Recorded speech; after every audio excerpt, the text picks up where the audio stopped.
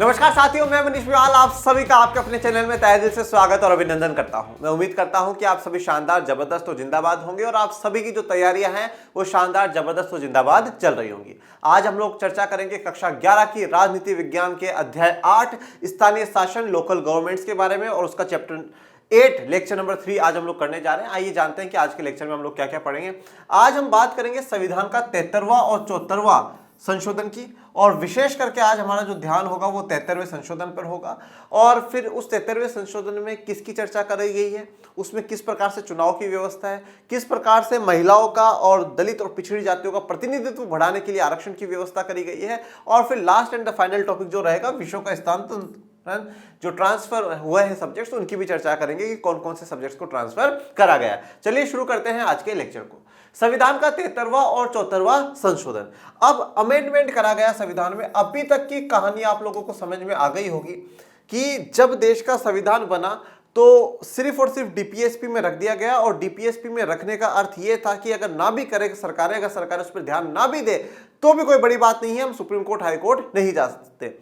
और क्यों हम लोगों ने डीपीएसपी में रखा, क्या कारण था कि पंचायती राज को केंद्र सरकार, राज्य सरकार जिस प्रकार से शुरुआत में लागू करे गए उस प्रकार से पंचायती राज को नहीं करा गया, ये सारी बातें हम विस्तार से और विस्तृत में जान चुके हैं। अब समय की मांग लगी कि लम्हे लगा कि पंचायती राज पे होना चाहिए। कहीं ना कहीं जड़ है लोकतंत्र की पंचायती राज, स्थानीय जो शासन है, लोकल जो गवर्नमेंट्स है, वो जड़ है लोकतंत्र की। तो लोकतंत्र की जड़ों को मजबूत करना चाहिए, और मजबूत करने के लिए संविधान में प्रावधान होना जरूरी है। और डीपीएसपी से हमें उसे मूल में लेकर के आना होगा, उसे रेगुलर चुनाव कराने के लिए हमें संविधान में संशोधन करना होगा। इसलिए संविधान में 73वां और 74वां संशोधन हुआ। 73वां और 74वां यहाँ पे कोई ईयर नहीं है बच्चों, ये संशोधन का नंबर है। मतलब 73वें से पहले 72 बार संविधान में संशोधन हो चुका है। अगर सबसे पहले संशोधन हुआ तो कौन से ईयर में हुआ? 1951 में हुआ। सबसे पहले जो संशोधन हुआ था वो 1951 में हो गया था। 73वां संशोधन है, और 73वें के बाद फिर 74वां हुआ। 73वें में पंचायती राज की बात हुई, और 74वें में स्थानीय शहरी जो नगर निगम, नगर पालिका है, उनकी बात करेंगे। तो 73वां और 74वां संविधान संशोधन होता है। कब हुआ? 1992 में ये संविधान संशोधन हुआ है। बड़ा ही वेरी वेरी वेरी इंपॉर्टेंट है। मैं अगर आपको पूरी किताब में से जिक्र करूं कि कुछ बातें हमें ध्यान देनी चाहिए। एक तो जैसे याद रखिएगा कि जो वोटिंग वाला है, वोटिंग वाला कब चेंज हुआ, 21 से 18 पे कब आया, यह बात आपको ध्यान रखनी होगी। राइट टू प्रॉपर्टी, प्रॉपर्टी संपत्ति का अधिकार, मौलिक अधिकारों में से कौन से संशोधन के तहत हटाया गया, वो आपको याद होना चाहिए।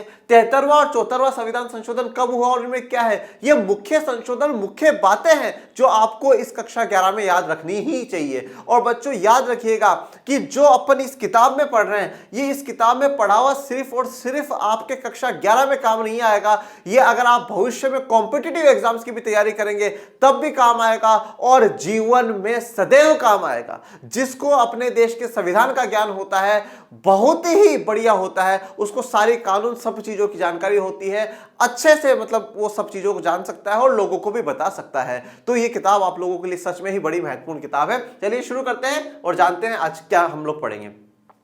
1989 में केंद्र सरकार ने 2 संविधान संशोधन की बात आगे बढ़ाई। ठीक है, अब केंद्र सरकार को धीरे धीरे महसूस होने लगा कि हमें पंचायती राज को मजबूत बनाना चाहिए, लोकतंत्र की जड़ें मजबूत करनी चाहिए, और लोकतंत्र की जड़ें स्थानीय शासन है। और मैं पहले भी क्लियर कर चुका हूं, स्थानीय शासन जहां हम कहते हैं लोकल गवर्नमेंट है, इस लोकल गवर्नमेंट में दोनों आएंगे। गांव में जो होंगी, गांव में क्या होगा बच्चों, गांव में पंचायती राज होगा, और शहरों में, नगरों में, शहर में जो भी लोग रहते हैं, नगरों में और शहरों में क्या होगा, नगर पालिका या नगर निगम या म्युनिसिपल कॉर्पोरेशन इसको कहा जाता है। तो 2 संविधान संशोधन, एक संविधान संशोधन पंचायती राज के लिए और एक संविधान संशोधन होगा नगर निगमों के लिए।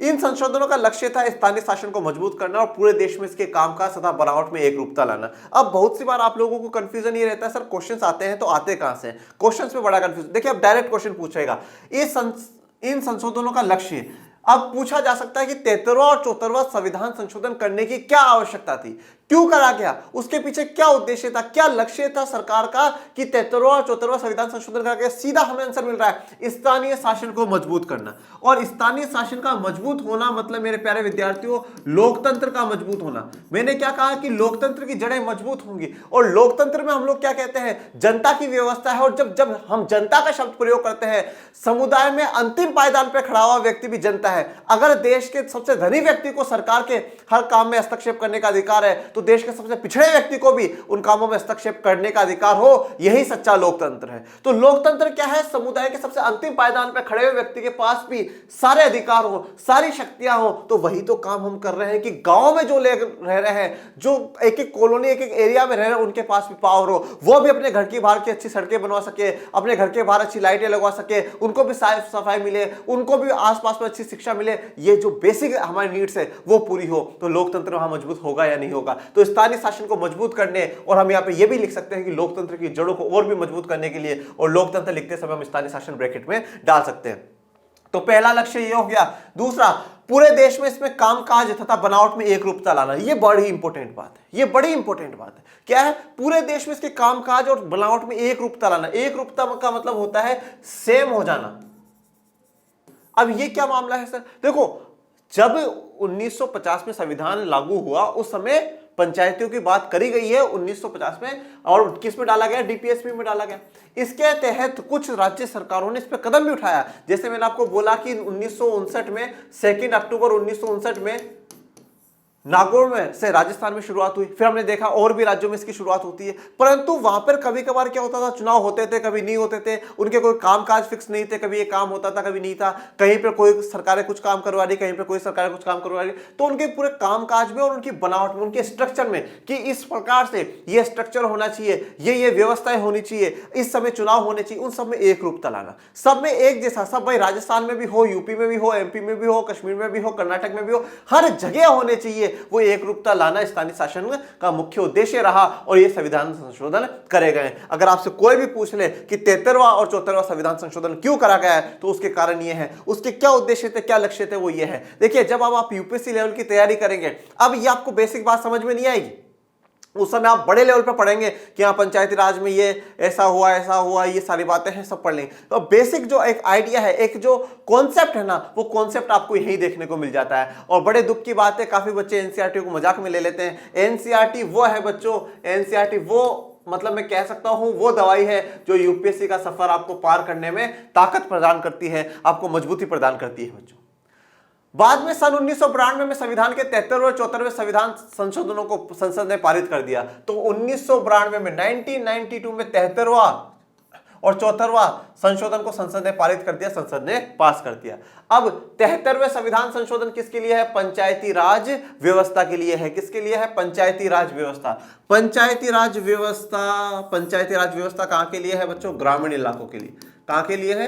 ग्रामीण इलाकों के लिए, गांव के लिए। और पंचायती राज व्यवस्था में 3 स्तरों की बात होगी जो भी हम पढ़ेंगे। सबसे निचले स्तर पे ग्राम पंचायत, फिर पंचायत समिति, और फिर जिला परिषद या जिला पंचायत उसको कहा जाता है। तो ये ग्रामीण इलाकों के लिए। 74वें संविधान संशोधन के तहत शहरी स्थानीय शासन, कौन सा? शहरी स्थानीय शासन, उसमें ब्रैकेट में नगर पालिका। देखो बच्चों, नगर पालिका का या नगर निगम का भी मैं आपको एक कॉन्सेप्ट बताता हूं। मैं राजस्थान की बात करता हूं, अभी हम आगे इसमें पढ़ेंगे कि, और पहले हम पढ़ चुके हैं कि जो स्थानीय शासन का जो मुद्दा है वो राज्य सूची में रखा गया है, राज्य सरकारों के पास उसको लेकर के अधिकार हैं। और अभी भी काफी कुछ चीजें कॉमन कर दी जाएगी, बाकी जो अधिकार है वो राज्य सरकारों को दिए जाएंगे इस संशोधन के बाद भी। मैं आपको राजस्थान की कहानी बताता हूं। राजस्थान में 3 प्रकार की आपको ये देखने को मिलेंगी। सबसे जो नीचे होती है वो होती है नगर पालिका, ठीक है। फिर होती है बच्चों नगर परिषद, और फिर होता है नगर निगम। अब आप बोलोगे सर हमें आ गया समझ में, बस सर रहने दो। जैसे यहाँ पे ग्राम पंचायत समझाई थी आपने, वैसे यहाँ पे नगर पालिका होगी। जैसे यहाँ पे आपने पंचायत समिति समझाई, वही ऐसा नगर परिषद होगा। और जैसे यहाँ पे आपने जिला परिषद समझाया सर, वैसे नगर निगम होगा। हमें आ गया समझ में। तो बच्चों, अधूरा ज्ञान बेकार होता है, इसलिए पूरी बात सुनो। ये इस जैसा बिल्कुल भी नहीं। ये आबादी के हिसाब से, जहां पे जितनी आबादी होती है, सबसे कम आबादी है तो उसको नगर पालिका रखा जाएगा। नगर पालिका में होता है अध्यक्ष बनाया जाता है, अध्यक्ष और उपाध्यक्ष। नगर परिषद में जो हेड होगा उसको सभापति सभापति उप सभापति राजस्थान में कहते हैं, और नगर निगम में महापौर और उप महापौर बना करते हैं, मेयर या डिप्टी मेयर उनको इंग्लिश में कहा जाता है। अब ये सब क्या है, जनसंख्या के हिसाब से, जिसकी जितनी जनसंख्या है या जितना बड़ा नगर है उस हिसाब से बनाए जाते हैं। कुछ कुछ शहरों में, जैसे आप बड़े शहर देखेंगे राजस्थान में, आप जोधपुर की मैं बात करूं, जयपुर की मैं बात करूं, ठीक है, आप और बड़े शहर जैसे मुंबई यहाँ पे भी देख लेंगे, तो दो दो तीन तीन नगर निगम होते हैं कि वेस्ट का साउथ का नगर निगम है, वेस्ट का ईस्ट का नगर निगम है, ठीक है। तो ये सब जनसंख्या के हिसाब से होता है। तो यहाँ पे नगर पालिका, नगर निगम, नगर परिषद, जो भी शब्द आप यूज करना चाहे वो कर सकते हैं। किताब में नगर पालिका करा है तो आप भी नगर पालिका चलने दीजिएगा, परंतु नगर पालिका, नगर परिषद, नगर निगम तीनों ही होते हैं। जैसे अगर राजस्थान की चर्चा करें तो 7 नगर निगम राजस्थान में पाए जाते हैं, ठीक है, और उसके अलावा नगर परिषद, नगर पालिका है। सन 1993 में 73वां और 74वां संशोधन लागू हुए। तो 92 में संशोधन कर दिए गए, संसद ने पारित कर दिए, और 93 में 93 में इनको लागू कर दिया गया। स्थानीय शासन को राज्य सूची में रखा गया, यह बात हम पहले भी पढ़ चुके हैं और अभी भी चर्चा कर रहे हैं। प्रदेशों को इस बात की छूट है कि वे स्थानीय शासन के बारे में अपनी तरह का कानून बनाए। तो प्रदेशों को, स्टेट्स को पूरी क्या है, छूट दी गई है। स्टेट्स को पूरी छूट दी गई है कि स्थानीय शासन के बारे में अपनी तरीके का कानून बनाए, कि अपने स्टेट में जिस प्रकार का भी कानून वो लागू करना चाहते हैं उस प्रकार का कानून बनाए। देखिए, अब एक चीज आप समझिएगा, अब आपके दिमाग में सवाल आ रहा होगा, जब सारा मामला सौंपना ही राज्य सरकारों को है तो फिर संसद ने क्यों तो संविधान में संशोधन करा? यह मामला तो पहले भी राज्य सूची में था, सब कुछ उनके पास भी था। देखो बेटा, संशोधन के बाद 1992 के बाद क्या चेंजेस आएंगे वो चीज अभी आप आगे भी समझोगे, और एक ब्रीफ में मैं आपको समझा देता हूं। 1992 से पहले और बाद में क्या है, पहले अनिवार्यता नहीं थी कि आप स्थानीय शासन रखिए, पर अब अनिवार्यता है कि जरूरी है आप रखना है। अब ऐसा नहीं, मना नहीं कर सकते हो। और अब क्या है, पहले कोई बेसिक नियम नहीं थे, अब कुछ बेसिक नियम हैं। बेसिक नियमों में जैसे मैं कहूं कि हर 5 साल में चुनाव होने चाहिए, हर राज्य में होंगे, ठीक है।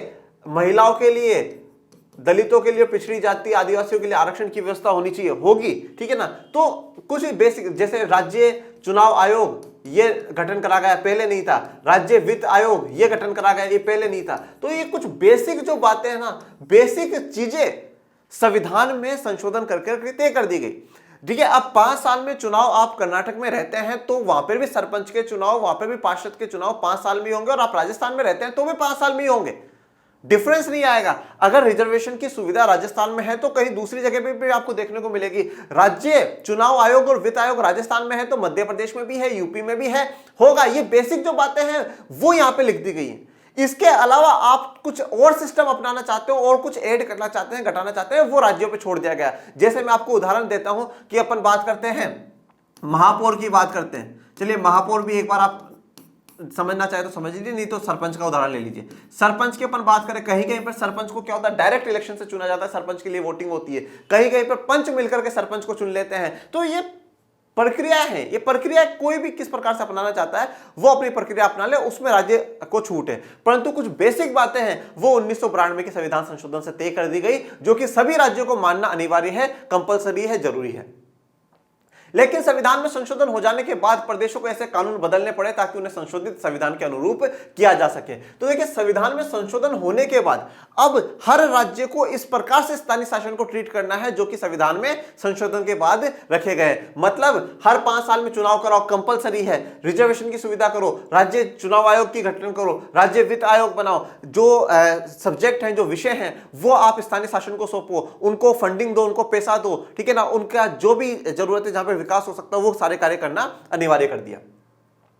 प्रदेशों को इन संशोधनों के आलोक में स्थानीय शासन के अपने अपने कानूनों में जरूरी बदलाव करने के लिए 1 वर्ष का समय दिया गया। तो अब प्रदेशों को इन संशोधन जितने भी इनके आलोक का मतलब है इन संशोधनों को ध्यान में रखकर करके अब आप स्थानीय शासन के लिए जो भी कानून में आप जरूरी बदलाव कर सकते हैं वो कर लीजिए, उसके लिए 1 वर्ष का समय दिया गया।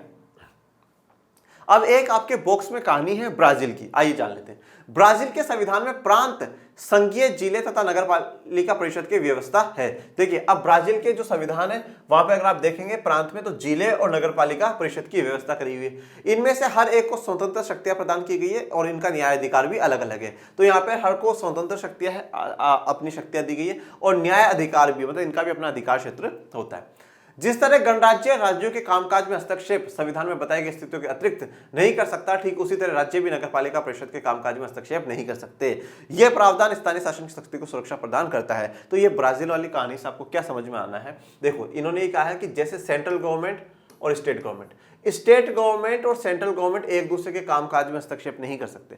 केंद्र सरकार राज्य सरकार के काज में हस्तक्षेप नहीं कर सकती, और इसी व्यवस्था को हम लोग क्या कहते हैं, संघवाद वाली व्यवस्था कहते हैं, जो कि पूरा लास्ट चैप्टर पर ने पढ़ा था, चैप्टर नंबर 7। इसी प्रकार से यहां पर लोकल गवर्नमेंट में, स्थानीय शासन में ये राज्य सरकार हस्तक्षेप नहीं कर सकती। मतलब केंद्र सरकार की तुलना में जैसे राज्य सरकार बराबर है, वैसे ही राज्य सरकार की तुलना में लोकल गवर्नमेंट या ये स्थानीय शासन बराबर है। इससे स्थानीय शासन को ताकत मिलती है कि हमें राज्य सरकारें फालतू में परेशान नहीं कर सकती। जो विषय हमारे पास है उस पर काम हम ही करेंगे, जो विषय हमारे पास है उस पर कितना फंडिंग चाहिए वो हम लोग डिसाइड करेंगे, राज्य सरकारें डिसाइड नहीं करेंगी। अब आज का जो लेक्चर है वो पूरा का पूरा 73वें संविधान संशोधन पे है, ठीक है। और 73वां संविधान संशोधन है पंचायती राज व्यवस्था का।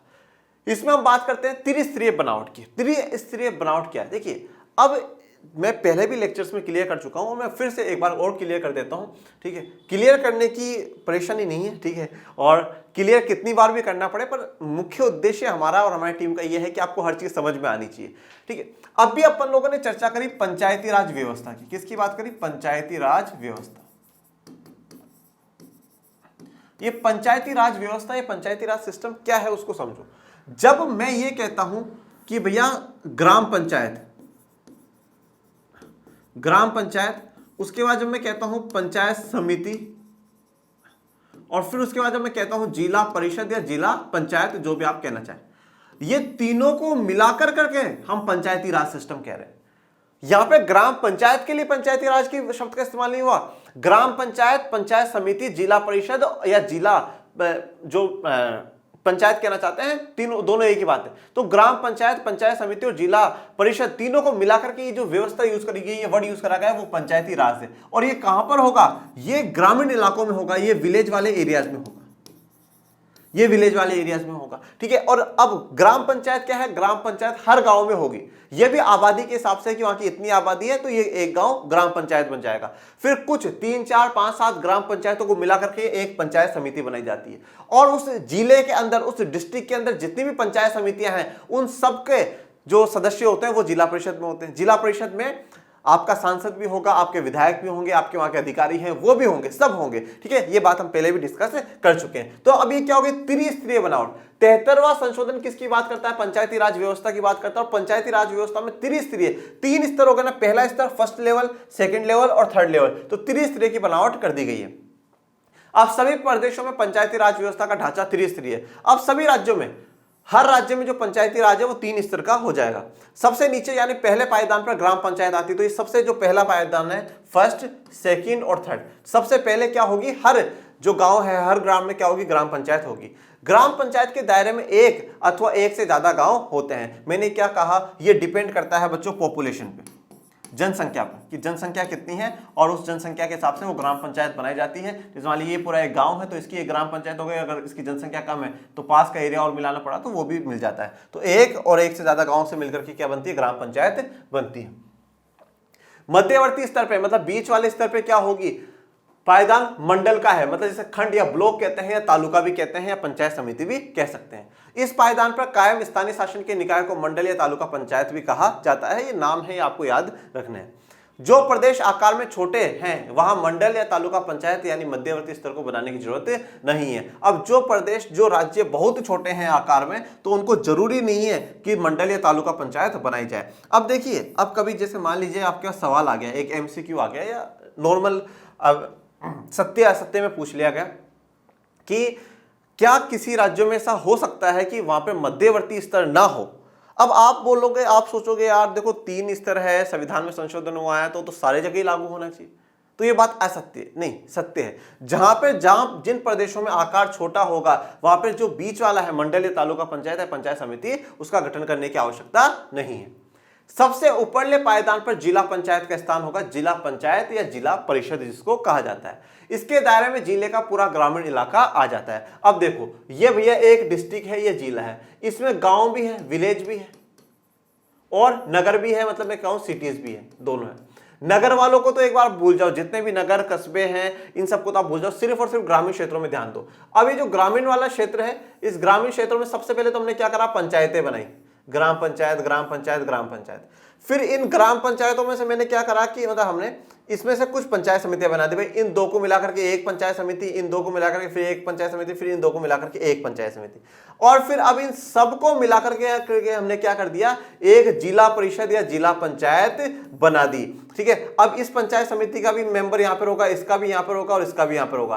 पहले यहां की समस्या यहां पर उठाई जाएगी, यहां की समस्या यहां पर उठाई जाएगी, यहां की समस्या यहां पर उठाई जाएगी, फिर यह समस्या यहां पर उठाएंगे। और इस जिला पंचायत में, जिला परिषद में मैंने क्या कहा, आपके एरिया का सांसद भी होगा जो दिल्ली में बैठता होगा, आपके एरिया का विधायक भी होंगे जो आपके राज्य की राजधानी विधानसभा में विधायिका में जाकर के बैठते होंगे। मतलब एक गांव की समस्या दिल्ली तक पहुंच जाएगी, एक गांव की समस्या राज्य के मुख्यमंत्री मंत्रियों के समक्ष पहुंच जाएगी। ये जो प्रक्रिया बनाएगी, ये जो बनावट बनाएगी, बहुत ही बेहतर है। संविधान के 73वें संशोधन में इस बात का भी प्रावधान है कि ग्राम सभा अनिवार्य रूप से बनाई जानी चाहिए। और 73वें संशोधन में यह भी बात कही गई कि ग्राम सभा, अब ग्राम सभा क्या है, तो ग्राम सभा बच्चों जितने भी एडल्ट हैं, मतलब जो लोग भी वोट देने योग्य, और वोट देने योग्य कितने वर्ष के हैं, 18 साल से ऊपर के सभी जो लोग हैं उस ग्राम पंचायत के, उस गांव के जो भी 18 साल से ऊपर के लोग हैं, वो सभी क्या होंगे, मेंबर होंगे, ग्राम सभा के सदस्य होंगे। तो ग्राम सभा बनाना आवश्यक है, मतलब ग्राम सभा की बैठकें बुलानी चाहिए, मीटिंग्स होनी चाहिए, उनसे डिस्कस करना चाहिए कि गांव में कौन सा काम होना चाहिए, कौन सा नहीं होना चाहिए, कितना पैसा किस पे खर्च करा है, कितना पैसा किस पे खर्च नहीं हुआ है, ये सब तय होना चाहिए। ग्राम सभा पंचायती में मतदाता के रूप में दर्ज हर वयस्क व्यक्ति ग्राम सभा का सदस्य होता है। तो हर वयस्क व्यक्ति, जो हर 18 साल से ऊपर का व्यक्ति है, वो ग्राम सभा का क्या होगा, सदस्य होगा। ये बात मैंने आपको बता दी। ग्राम सभा की भूमिका और कार्य का फैसला प्रदेश के कानूनों से होता है। अब ग्राम सभा बनाना, यह संशोधन के तहत तय कर दिया गया कि ग्राम सभा बनाना जरूरी है, परंतु अब उसके क्या क्या कार्य होंगे, उनका क्या रोल होगा, क्या उनकी भूमिका होगी, यह प्रदेश अपने हिसाब से कानूनों को बना करके तय कर सकता है कि ग्राम सभा ये काम करेगी, ग्राम सभा की मीटिंग 2 बार होनी चाहिए, 3 बार होनी चाहिए, बजट पास करने का काम जो करेगी ग्राम सभा करेगी, कौन से काम को प्राथमिकता देनी है ये ग्राम सभा तय करेगी। तो ये जितने भी बातें हैं ये सब हर अपने अपने प्रदेशों पर लागू होती है। कोई प्रदेश कैसे काम करवाना चाहता है ग्राम सभा से और कोई कैसे। चलिए अब बात करते हैं चुनाव की, इलेक्शन की। जब हम लोकतंत्र की बात करते हैं और लोकतंत्र में आधे लोगों को तो एक ही चीज समझ में आती है, चुनाव, इलेक्शन, बस, इसके अलावा हमें बाकी कुछ नहीं आता। चुनाव होते हैं मतलब लोकतंत्र है, ठीक है। तो चलिए अब जब तीसरे स्तर पे भी हम आए हैं, जब हम लोकल गवर्नमेंट्स पे आए, स्थानीय शासन पे आए, तो वहां पर भी चुनाव की व्यवस्थाओं को देख लेते हैं। पंचायती राज संस्थाओं के तीनों स्तर के चुनाव सीधे जनता कराती है, मतलब यहाँ पे डायरेक्ट इलेक्शन होगा, ठीक है। ग्राम पंचायत, पंचायत समिति, जिला परिषद, डायरेक्ट जो जनता है वो चूज करेगी। हर पंचायती निकाय की अवधि 5 साल की होती है। देखिए अब मैं इसमें आपको एक और इंटरेस्टिंग बात बताता हूं, अब तीनों स्तरों पे नहीं होता है जनरली। ग्राम पंचायत पे तो डायरेक्ट जनता चुनती है, फिर उसके बाद अलग अलग प्रोसीजर हर राज्य में हो सकते हैं। हर पंचायत निकाय की 5 साल की अवधि होगी। जिला परिषद में भी जितने लोग हैं वो 5 साल के लिए होंगे, पंचायत समिति में जो है वो भी 5 साल के लिए हैं, ग्राम पंचायत में जो है वो भी 5 साल के लिए ही होंगे। यदि प्रदेश की सरकार 5 साल पूरे होने से पहले पंचायत को भंग करती है तो उसके 6 माह के अंदर नए चुनाव हो जाने चाहिए। तो प्रदेश की सरकार अगर 5 साल होने से पहले ही पंचायत को भंग कर दे, मतलब पंचायत को हटा दे, बोले नहीं ये पंचायत सही से काम नहीं करी, इसको हटा दो, तो 6 माह के अंदर अंदर जरूरी है कि चुनाव कराए। अब पहले क्या होता था, पंचायत को भंग कर दिया, साल निकल गए, 1.5 साल निकल गए, 2 साल निकल गए, चुनाव ही नहीं हो रहे, ठीक है। पर अब संविधान के तहत ये जरूरी हो गया कि 6 माह के अंदर अंदर, विद इन द 6 मंथ्स क्या होने चाहिए, चुनाव होने चाहिए, अगर पंचायत को राज्य सरकार ने भंग करा है तो। निर्वाचित स्थानीय निकायों के अस्तित्व को सुनिश्चित रखने वाला यह महत्वपूर्ण प्रावधान है। तो जो निर्वाचित स्थानीय निकाय है, निर्वाचित मतलब जिन्हें चुना गया है, ऐसे स्थानीय निकायों को अस्तित्व मतलब वो बने रहे, उनको कोई हटा नहीं सके। देखो हटा दिया तो विद इन द 6 मंथ, 6 महीने के अंदर अंदर जरूरी है कि आप चुनाव कराओ। अगर नहीं कराए तो गलत है, फिर राज्य सरकार फॉल्ट में आ जाएगी। जरूरी है कराना। और वैसे देखिए चुनाव कराने की जिम्मेदारी किसकी होगी, स्टेट इलेक्शन कमीशन की, राज्य चुनाव आयोग की। और राज्य चुनाव आयोग बिल्कुल एक स्वतंत्र है, जिसके बारे में हम नेक्स्ट लेक्चर में पढ़ेंगे। वो बिल्कुल आजाद है, जैसे भारतीय निर्वाचन आयोग आजाद है, वो किसी के दबाव में नहीं, वैसे राज्य चुनाव आयोग, राज्य निर्वाचन आयोग भी आजाद है। तो उनको 6 महीने के अंदर अंदर चुनाव कराना जरूरी होगा। और 6 महीने के अंदर चुनाव कराओगे तो फिर से पंचायत बन जाएगी, तो उनका अस्तित्व बना रहेगा। संविधान के 73वें संशोधन से पहले कई प्रदेशों में जिला पंचायती निकायों के चुनाव अप्रत्यक्ष रीति से होते थे। अप्रत्यक्ष रीति का मतलब है जहां जनता नहीं चुनती थी, और पंचायती संस्थाओं को भंग करने के बाद तत्काल चुनाव कराने के संबंध में कोई प्रावधान नहीं था, ठीक है। और जब अगर सरकार ने, राज्य सरकार ने पंचायत को भंग कर दिया है कि भाई ये पंचायत काम नहीं करे, इसको हटा दिया, भंग कर दिया, तो फिर चुनाव कराने की कोई व्यवस्था भी नहीं थी। 7 साल, 1.5, 2 साल निकल जाया करते थे। अब बात करते हैं आरक्षण की, रिजर्वेशन की। जैसे कि अपन ने लास्ट के लेक्चर्स में ये देखा भी था कि महापुरुषों ने ये चिंता जताई थी कि ग्रामीण स्तर पर स्थानीय शासन होना बहुत अच्छी बात है, नो डाउट, इसमें कोई गलत बात नहीं, अच्छी बात है, लोकतंत्र मजबूत होगा। परंतु अगर आप सामाजिक कुरीतियां देखेंगे, आप जात पात की बात देखेंगे, आप भेदभाव देखेंगे, तो ये ग्रामीण इलाकों में ज्यादा होता है। अगर ग्रामीण इलाकों पर भी हमने इस प्रकार की व्यवस्थाएं कर दी तो वहां पर जो पिछड़ी दलित जाति के हैं, महिला हैं, वो आगे नहीं बढ़ पाएंगी, वो आगे आ नहीं पाएंगी। तो इस चिंता के लिए जो समाधान निकाला गया वो रिजर्वेशन की सिस्टम निकाला गया कि हमें पंचायती स्तर पर भी क्या करना चाहिए, आरक्षण करना चाहिए, हमें रिजर्वेशन देना चाहिए। वो 73वें संविधान में संशोधन में लिख दिया गया।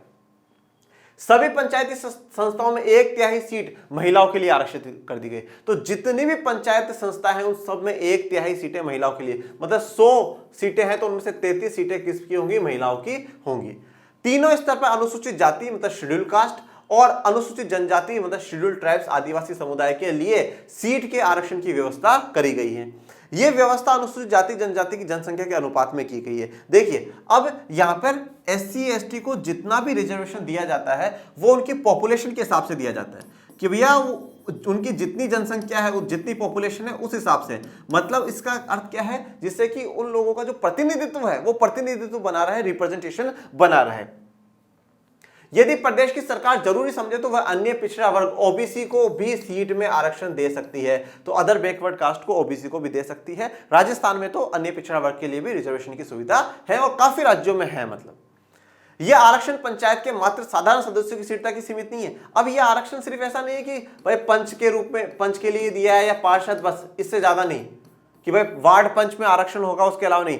यह आरक्षण की व्यवस्था तीनों ही स्तर पर अध्यक्ष पद तक आरक्षण दिया गया है। मतलब अगर आप ग्राम पंचायत में सरपंच के लिए भी आरक्षण होगा कि भाई इस बार जो सरपंच बनेगा वो SC की पुरुष बनेगा या SC से महिला बनेगी। पुरुष का नहीं आता, SC से आता है, तो फिर पुरुष या महिला में से कोई भी बन सकता है। और जब बोल दिया गया कि SC से महिला बनेगी तो फिर SC की महिला ही उसमें बनेगी। कहा गया महिला इस बार सरपंच बनेगी तो फिर कोई सी भी महिला, किसी भी वर्ग की जो महिला है वो महिला ही सरपंच बनेगी। मतलब अध्यक्ष के पद तक रिजर्वेशन दिया गया। इससे अर्थ क्या हुआ कि जो वर्ग के लोग, महिलाएं जो बड़े पदों पर नहीं पहुंच पाई थी वो अब आसानी से बड़े पदों पर पहुंच पाएंगी, उनका प्रतिनिधित्व हो पाएगा, उनकी आवाज बुलंद हो पाएंगी, वो अपनी समस्याओं का समाधान कर पाएंगे।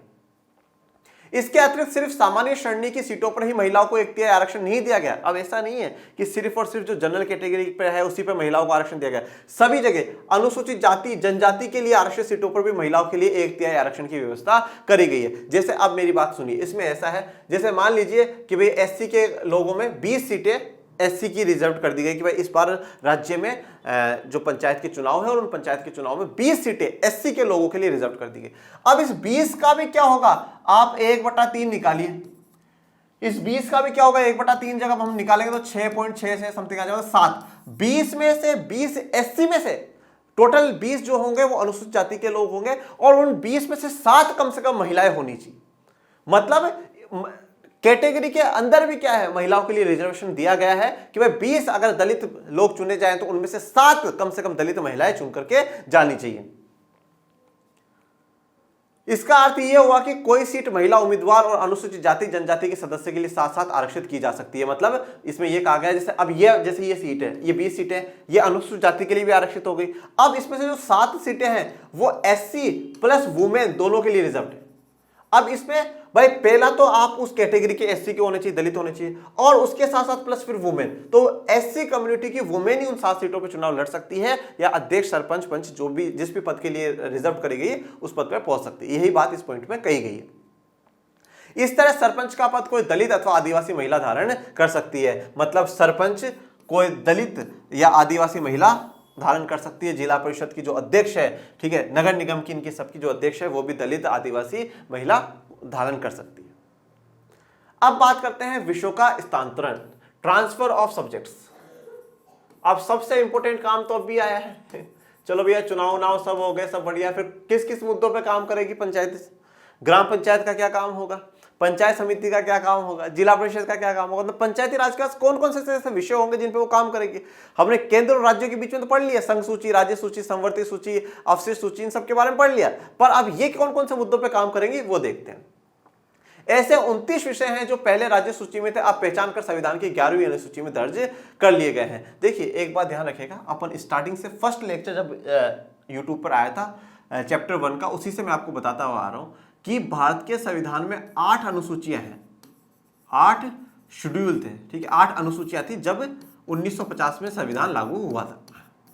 8 अनुसूचियां थी, ठीक है। अनुसूचियां मतलब क्या है, एक हाईलाइटेड पॉइंट से उनको हाईलाइट कर करके स्पेशली दिखाया गया। जैसे कि 8वीं अनुसूची में अगर मैं बात करूं तो 22 भाषाओं की बात करी गई।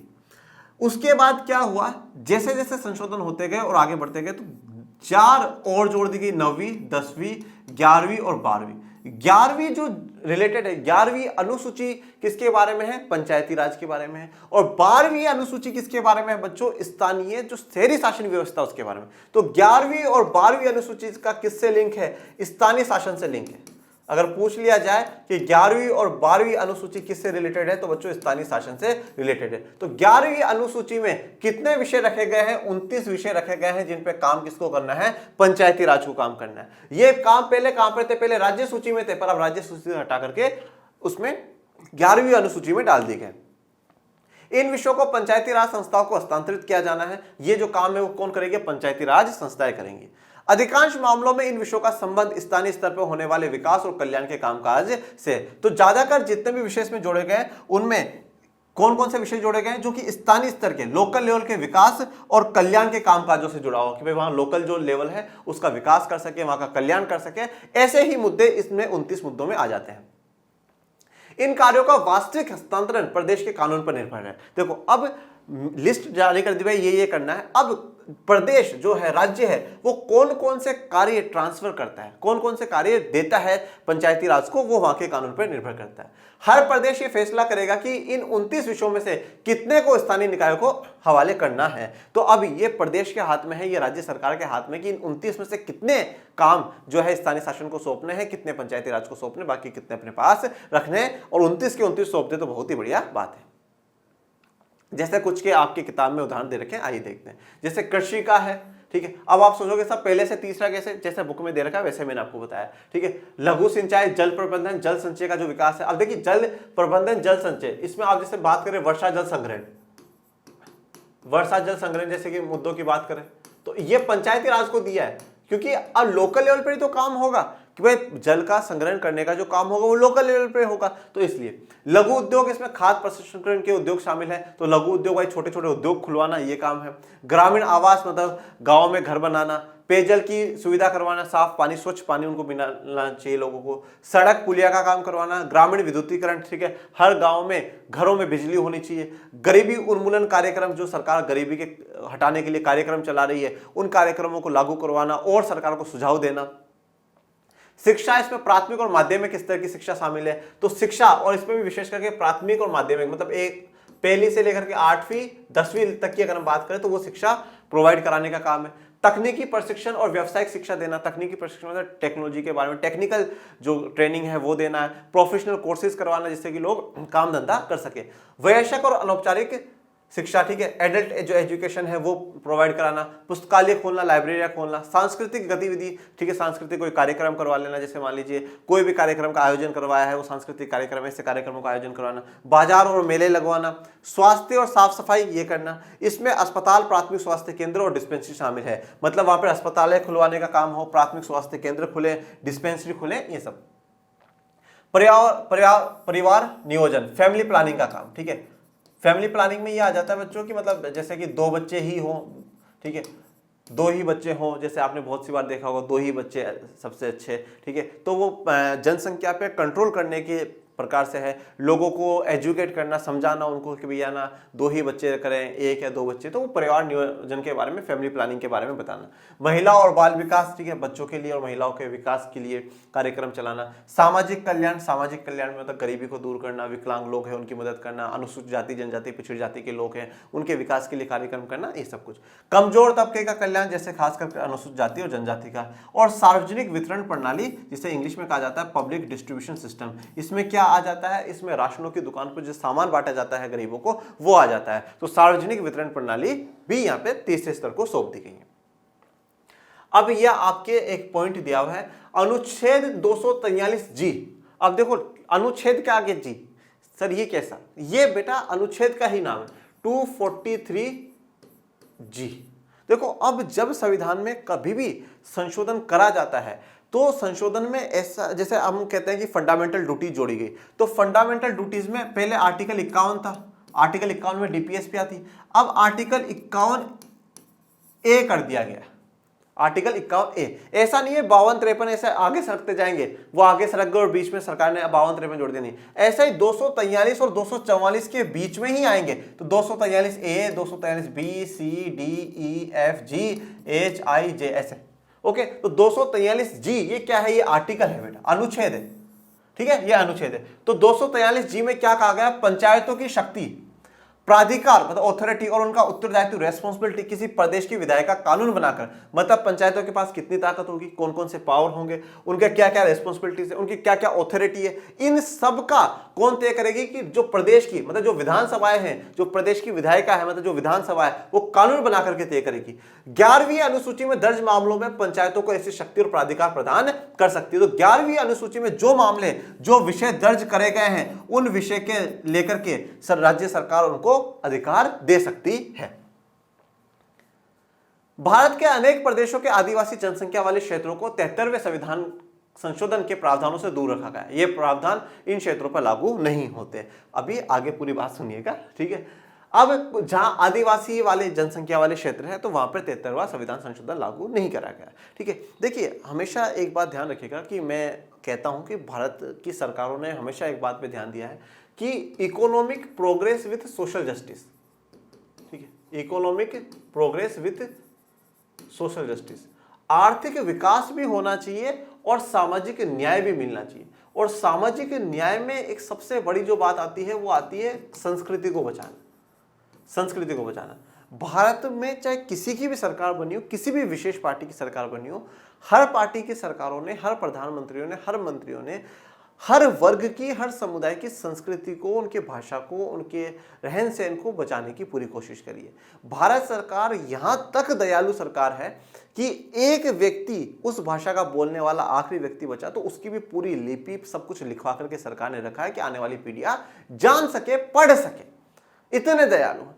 तो अब आपको पता है कि आदिवासी क्षेत्रों में आदिवासियों की एक अपनी संस्कृति होती है, उनका पूरा का पूरा लगाव पेड़ पौधों से, प्रकृति से लगाव होता है, ठीक है। तो अब वहां पर ये जो संशोधन करके लागू नहीं करा गया, उनकी संस्कृति को बचाया गया, ठीक है। परंतु फिर 1996 में आते आते तक वहां पर भी लागू कर दिया जाएगा। सन 1996 में अलग से एक अधिनियम बना और पंचायती व्यवस्था के प्रावधानों के दायरे में इन क्षेत्रों को भी शामिल कर लिया गया। तो आदिवासी क्षेत्रों को कब शामिल करा गया है? 1996 में शामिल करा गया है।